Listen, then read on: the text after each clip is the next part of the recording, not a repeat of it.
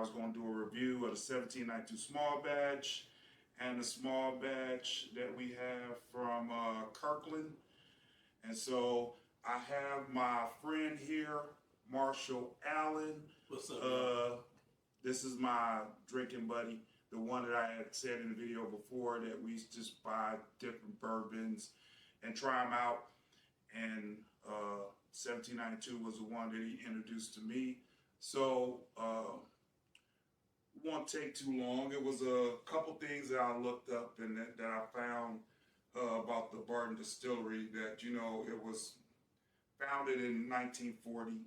And do you know why they call it 1792? No, I want to think probably because it was probably the day they did it, I guess. No, it was the year that Kentucky was founded. Oh, okay. 1792. So the Barton Distillery, you know, it's got a little history on it.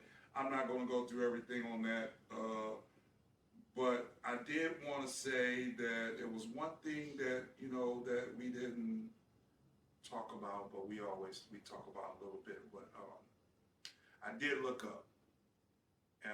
What do you think are the top 10 distilleries in Kentucky? Well, I'm going to say Buffalo Trace is probably one for sure. Wild Turkey. People who big Wild Turkey 101 or Wild Turkey, I would have to say probably Barton's probably a big one up there.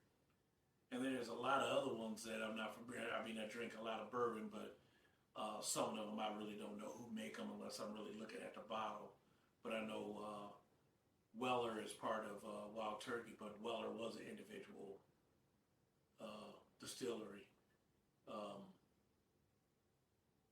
It's got to be at least I just know those three. I'm going to name you off because I had a top 10. You had something, I'm in the top 10. So, number one when I looked up was Buffalo Trace, Maker's Mark, Jim Beam, Yeah.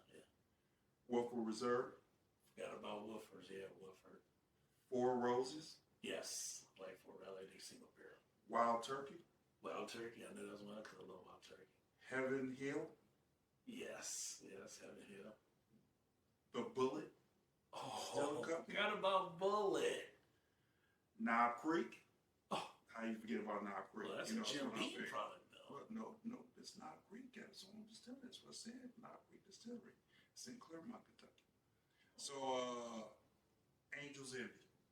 I would never guess that. We both don't, you know, we don't get down on Angels that much. So we don't talk about that. But let me tell you something. Barton Distillery came in as an honorable mention. They was not, at least the website I was on, they was not even in the top 10. They just came in as honorable mention. So let me tell you the honorable mentions. It was the Barton Distillery and the Old Forester Distillery. 1910, 1920. And Brown Foreman Distillery. Yes. Yeah. So that was the top 10 and some of the honorable mentions, but Barton is not even in the top 10 because it's really a smaller distillery compared to the other big guys here. And the only, you know, the bourbon that they make they're known for is 1792. I tried to look up what other bourbons they make. They do have some bourbons that they do some part of the distillery for go ahead. What's that one? The other one they made, Old Barton. Old Barton is by Barton Distillery. Yeah, but I'm just telling you what I found when I looked up. Old Barton probably is by Barton. I'm sure it is because that's the one we drink all the time. I know it is. So this is okay, I'm gonna tell you what the key part is. It was 1792 small batch, 1792 full proof, 1792 bottle and bonded, 1792 sweet wheat, 1792 single barrel, 1792 port finish, and 1792 reserve. What about the 12 year? They didn't even have that. Yeah, I didn't see that in there, but I'm sure they make it. And they do some other, like with Evan Williams and Henry McKenna. They do some processing with some other companies. You know, try with that. Just the small batch Kirkland small batch, and then the 1792 small batch. So let's go ahead. You can open up this bottle. And I'll open up this bottle. I didn't want to open up this big bottle, but I didn't go out and get a small bottle of 1792. So, have a little trouble there. Once I get it out, there we go. A little trouble there. Yeah, just plastic. There we go. A little trouble there. Yeah, just a little bit.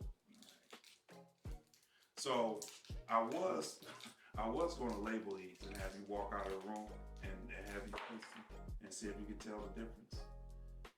Well, I'm quite sure I'm gonna be able to tell the difference. I know you probably, because we both drink 1792 a lot, so I don't think it makes a difference. So which one do you want to drink first? I'm gonna try the small batch. All right, go ahead. We'll pour the small batch first. Because I tell you right now, when you go into Costco's now, it's very hard to find these. I mean, they're buying them about a boatload. This is beer, so I'm gonna clear my palate a little bit. I gotta go to work tomorrow, so I ain't drinking too much. I'm not drinking too much either. Okay,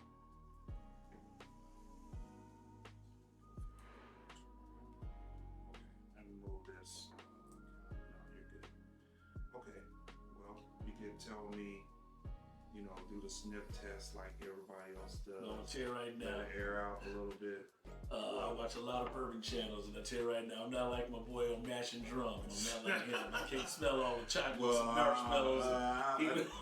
We talk about it, and we always mess around and talk about what we can smell, what we can't smell, and all this other stuff. That's right. And I can tell this is low proof. It's got to be like 90, probably a 90 proof. No, it's a 90. It's actually a 90. It's a 92 proof. So it's not a 86, but I smell a lot of ethanol coming up. that's what I was gonna say. But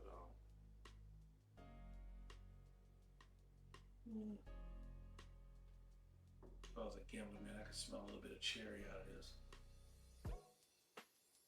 so I smell a little bit of fruit. Like when you sipping wine and they tell you how to sip wine, you're supposed to smell. It's dark. As you sip it. It's dark enough. It's got good color to it. Good form. I guess that's what you do with bourbon, Yeah. Yeah, I just pop it open and drain it. Exactly. If it tastes good, we'll buy another one. All right, so I'm gonna take a little sip.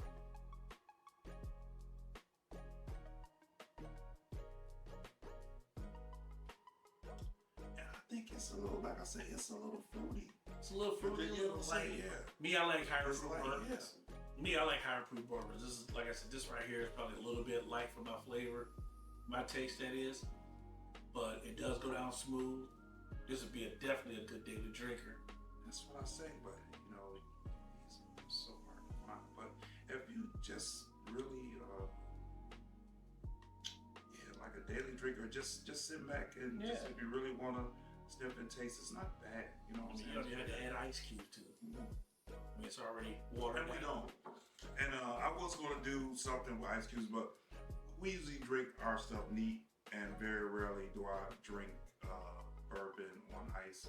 Sometimes I do. Last night I had a big ice ball, and I did drink a drink last night. So, but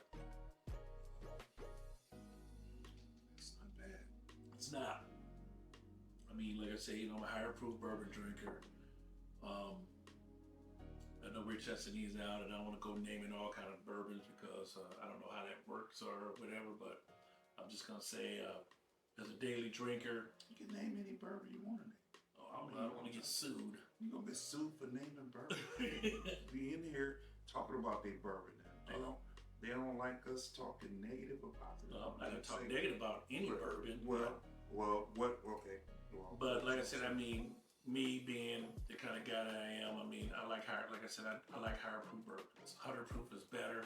That's more fit my palate. Anything higher than that is even better. But when I taste this Kirkland here, It's got good flavor. I still, by being a light proof bourbon, I can smell the ethanol coming off a little bit. But it is smooth. It's got good flavor. But You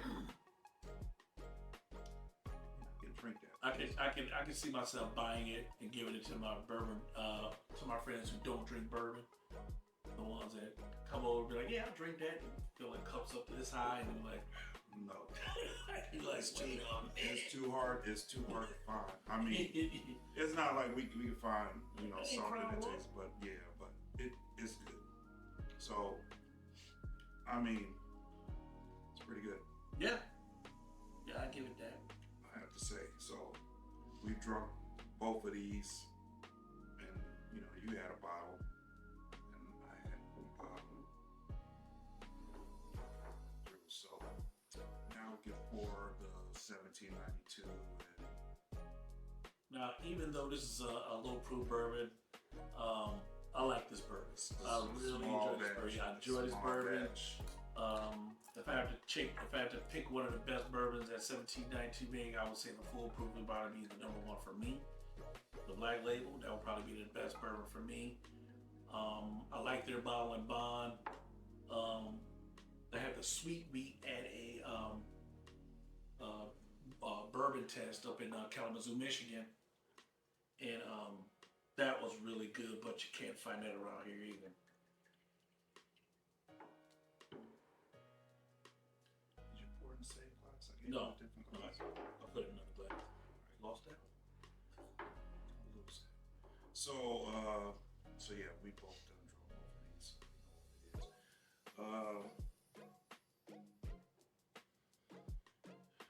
You do not smell the ethanol that strong coming off of this.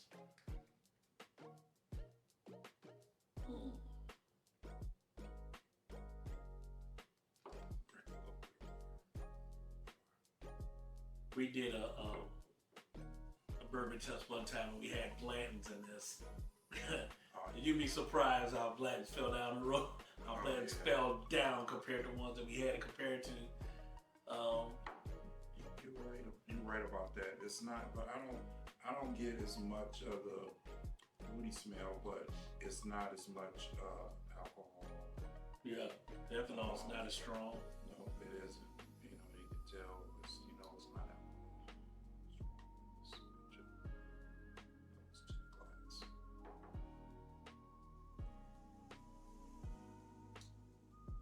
Whole lot different flavor. The flavor's totally different. I mean, you can actually taste the flavor. Yeah, this right here, it's like night and day. Yeah, it's like more spice. Yeah. Spice, it's got spice. Yeah, you got some flavor. Yeah, I mean, it's like more spice. Flavor. It's not fruity, but you have a lot of spices in it.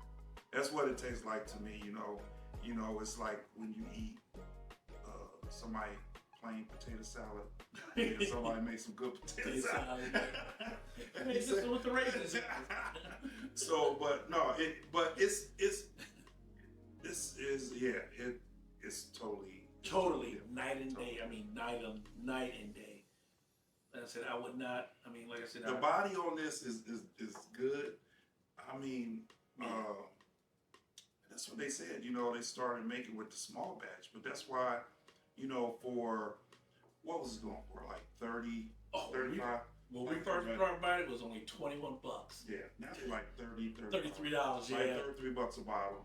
I think you can get these at Kirk for like $25. That's why they go so cheap, like $24.99 or something like that. That's why they go so fast, because you can get them for such a low price. And but man, see, I haven't drunk these back. Yeah. I haven't drunk them back to back because we said we like this, but we haven't, just did a comparison and drunk them like back to back. Yeah, this right here is, this.